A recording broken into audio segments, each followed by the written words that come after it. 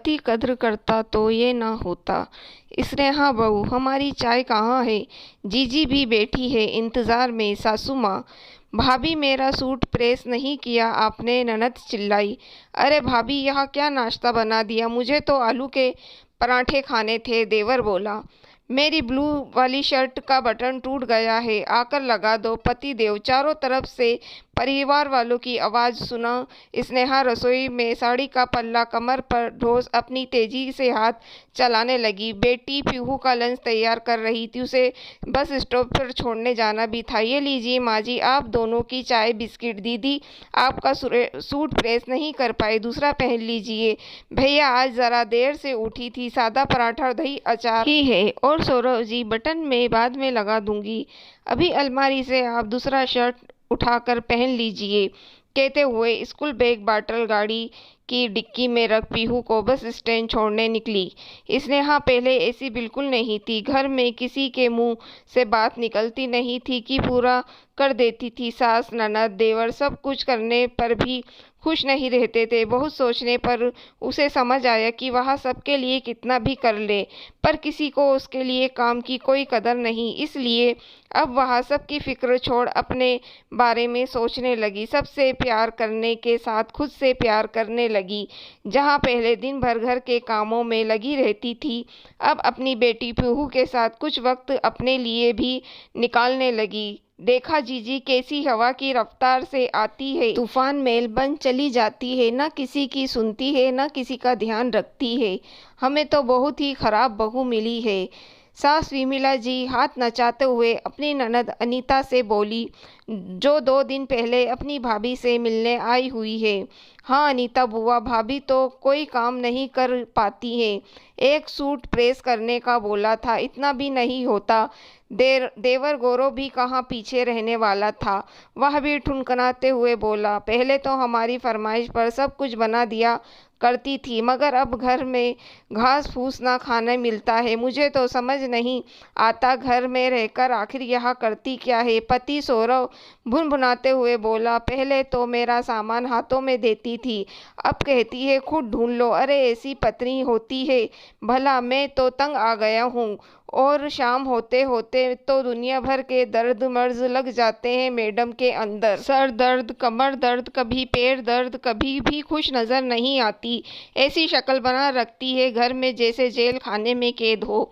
कहाँ का जेल खाना बेटा, तूने तो उसे स्कूटी दिला रखी है, हवाई जहाज कभी भी उठाकर घूमने निकल जाती है। महारानी, आजकल तो घर के कामों में मन नहीं लगता मैडम का। पीहू का नाम लेकर स्कूल बाजार के चक्कर काटती रहती है। सब लोग इतनी जोर जोर से बोले शिकायत कर रहे थे कि दरवाजे पर पहुंच स्नेहा ने सब सुन लिया।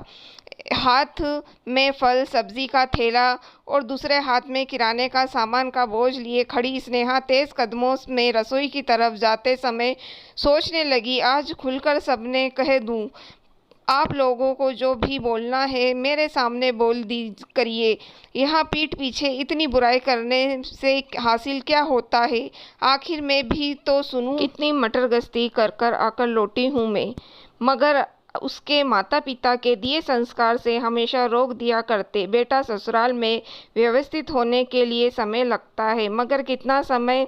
एक सवाल हमेशा उसके जहन में खड़ा रहता था, जिसका जवाब किसी के पास ना था। उसे देखते ही हाल में चुप्पी सी छा गई।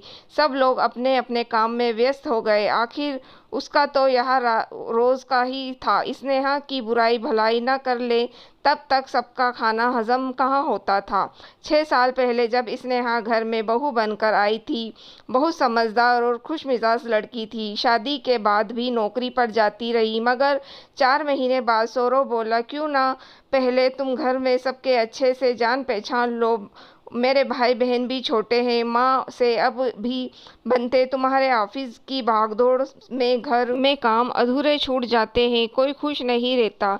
कुछ दिन ब्रेक लेकर देख लो। वो ब्रेक आज 6 साल बाद भी खत्म नहीं हुआ, क्योंकि व्यवस्था बढ़ती ही चली गई। एक के बाद एक जिम्मेदारियां उस पर थोप दी गई। घर के सारे सदस्य आराम फरमाने लगे और वह अकेली घर के सारे काम संभालने लगी। फिर पीहू के बाद तो करियर पर फुल स्टॉप लग गया। देखा जीजी कैसे काम से जी चुराती है। जब तक 4 बार आवाज़ न लगाओ, सुनती नहीं। अरे भाई, ससुराल में तो ससुराल की तरह ही रहा जाता है। क्या हो गया जो ननद देवर के 2-4 काम कर दिए तो, और पति का काम तो पत्नी को वैसे ही देखना होता है। सास की सेवा तो बहू का फर्ज होता है, इसमें कौन सी नई बात हो गई। हमने भी तो किया है अपने ज़माने में, फिर अब इनकी बारी आई तो ये काम चोरी करने लगी। भाभी, अगर आपको बुरा न लगे तो आपसे बात कहूँ, स्नेहा कुछ गलत नहीं कर रही। आपने भी तो उस पर पूरे घर की जिम्मेदारी डाल रखी है। आप रसोई में जाती नहीं, नीता खुद से अपना कोई काम नहीं करती, कॉलेज जाकर बड़ा एहसान करती है। गौरव, उसे तो शर्म आनी चाहिए। वह अपनी भाभी से किस तरीके से बात करता है। उसे भी 6 साल हो गए हैं घर में, कब तक इन लोगों की फरमाइशें पूरी करेगी।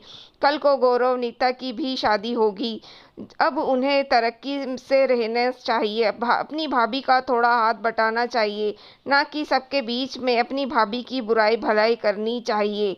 और एक बात, आज से जो यहाँ अपनी भाभी के बारे में ऐसा बोल रहे हैं, कल को जब इनकी बारी आएगी तो ऐसे गुल खिलाएंगे जिसका आपको अंदाज़ा भी नहीं है। रहने दो जीजी, मेरे दोनों बच्चे बहुत सीधे हैं। गौरव तो मेरा आज्ञाकारी पुत्र है, उसकी बहू आएगी तो मेरी बहुत सेवा करेगी, मुझे पूरा यकीन है। और नीता, उसे जो मैंने संस्कार दिए हैं उससे वो ससुराल को स्वर्ग बना देगी। सरोते से सुपारी काटते हुए विमला जी बोली। अपनी भाभी की बात सुन अनीता जी समझ गई। ऐसे हठीस लोगों किसी की परेशानियां आसानी से नहीं समझते, उन्हें उदाहरण देकर ही समझाना पड़ेगा। बुआ के लड़ने गौरव नीता कमरे में मोबाइल पर गेम खेल रहे थे। दोनों ने अपने अपने बुआ पर बड़ा यकीन था, इसलिए दोनों अपने मन की हर बात अपनी प्यारी बुआ से शेयर कर देते थे। बुआ ने बड़े प्यार से दोनों की तारीफ आम लस्सी का गिलास बढ़ाते हुए कहा, ये लो बच्चों, तुम्हारे लिए खास बनाई है। वाह बुआ, आप तो सब जानती हो, क्या मस्त लस्सी है, पीकर मज़ा आ गया। भतीजे गौरव ने हंसते हुए बोला। अच्छा गौरव बेटा, एक बात तो बता, तेरी माँ तेरे लिए लड़की ढूंढ रही है। मैं सोच रही हूँ स्नेहा जैसी लड़की तेरे लिए परफेक्ट रहेगी। स्नेहा का नाम सुनते ही गौरव का मुंह बन गया। क्या बात करती हो बुआ, भाभी जैसी कभी नहीं। माँ की डांट की चाबी से चलने वाली गुड़िया नहीं चाहिए, जो भैया तक का ढंग से ख्याल नहीं रख सकती, उनकी ज़रूरत है।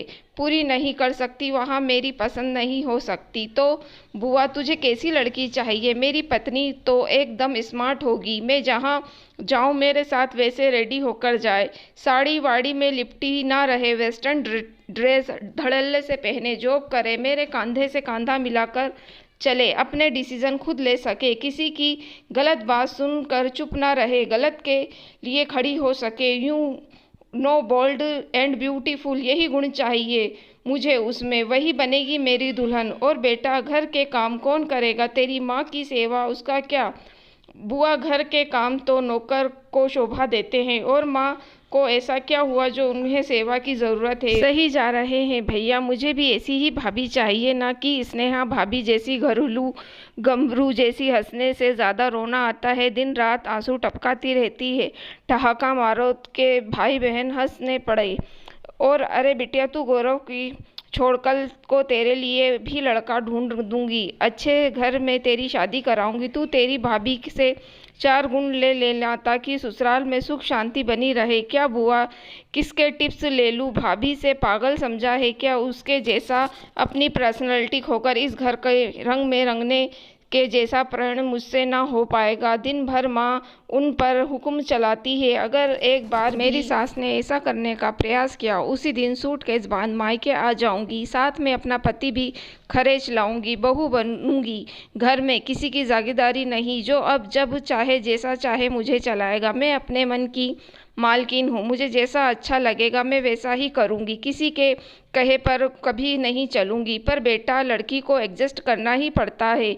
शादी सिर्फ पति पत्नी का रिश्ता नहीं होता, पूरा परिवार साथ लेकर चलना होता है। क्या हुआ, 1857 की बातें करती हो। मेरी शादी लड़के से हुई है, उसी से मतलब रखूँगी, ना किसी उसके पूरे ख़ानदान की सेवा चाकरी करती रहूँगी। अगर मेरे ससुराल में सास से बनी नहीं तो पति को लेकर नया घर बसाऊँगी, सुख शांति से रहूँगी।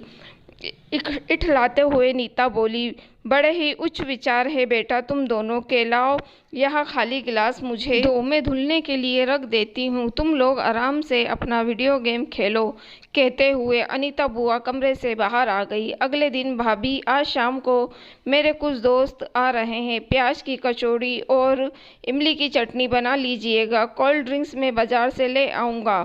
और स्नेहा भाभी, आपने 2 दिन से मेरे कपड़े नहीं धोए, कल मेरे लिए पीला वाला सूट प्रेस करके रख दीजिएगा, मैं अपनी सहेली के घर पढ़ने जा रही हूँ। गौरव भैया, आप दोस्तों को किसी और दिन बुला लेना, कल पीहू का टेस्ट है, मेरे पास समय नहीं है। और नीता दीदी, आप भी अपना सूट खुद ही प्रेस कर लीजिएगा, शायद मुझे देर हो जाएगी। स्नेहा की बात सुन विमला जी बोली, बहू ये क्या बदतमीजी है, तुम्हें तो हर काम टालना होता है। गौरव के दोस्त आ रहे हैं, कुछ अच्छा तो बनाना ही पड़ेगा। नीता तुम्हारी ननद है, उसका थोड़ा काम कर दोगी तो घिस नहीं जाओगी। पास में बैठा सौरव बोला, ऐसा भी क्या काम है, बच्चे बोल रहे हैं कर दो। अपने पति की बात सुन स्नेहा बेबस सी खड़ी थी कि अनीता बुआ बोली, तुम सब लोगों को शर्म नहीं आती, अपना सारा काम स्नेहा पर थोप देते हो। अरे उसे अपना और अपने बच्चे का भी ख्याल रखना है, क्या वह सारा दिन तुम लोगों की गुलामी करती रहे। और सौरव, क्या बच्चे बच्चे लगा रखे हैं, तेरे भाई बहन छोटे बच्चे नहीं हैं, बड़े हो गए हैं, अब मैंने अपनी जिम्मेदारी स्वयं उठानी चाहिए। तब सौरव बोला, बुआ जी ये घर की बहू जो भी काम करती है वो गुलामी नहीं होती, आखिर यह घर उसका भी है, काम तो करना ही पड़ेगा। बेटा सौरव, कहीं ना कहीं स्नेहा के ऐसे हालत के जिम्मेदार तुम हो, तुमने कभी उसे इज्जत दी ही नहीं, इसलिए घर वाले भी उसकी कदर नहीं करते। वैसे भी ससुराल में पति से ही पत्नी की कदर होती है, पति कदर करता है तो ये कभी ना होता। अच्छा चलो, आज तुम्हारा एक वहम मिटाती हूँ, जो तुम अपनी पत्नी से इतना एक्सपेक्ट करते हो मगर कभी अपने भाई बहन और माँ को गलत नहीं समझते। सुन लो, बुआ जी फ़ोन में रिकॉर्डिंग चालू कर देती है, उनके गौरव और नीता के बीच हुई सारी बातें सबके सामने आ जाती है। फ़ोन की रिकॉर्डिंग सुनकर गौरव और नीता के होश उड़ गए, दोनों एक दूसरे का मुंह देख ही रहे थे। अनीता जी बोली, भाभी आपने अपनी एक बहू से इतनी उम्मीदें लगा रखी हैं कि वह पूरे घर को आपके कंधों पर उठा ले, मगर आप जानती हैं आपका छोटा बेटा और आपकी बेटी कितने उच्च विचार रखती हैं। गौरव बहू लाएगा तो अपने लिए नीता की ससुराल में पटेगी तो रहेगी, वरना अलग हो जाएगी।